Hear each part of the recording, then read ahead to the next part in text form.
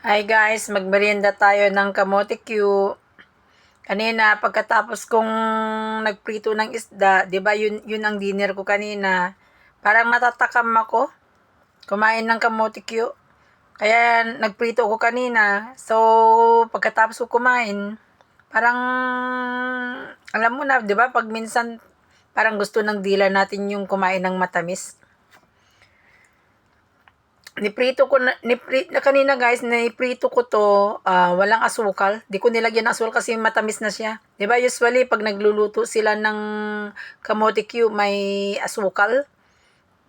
Pero ito hindi na, matamis.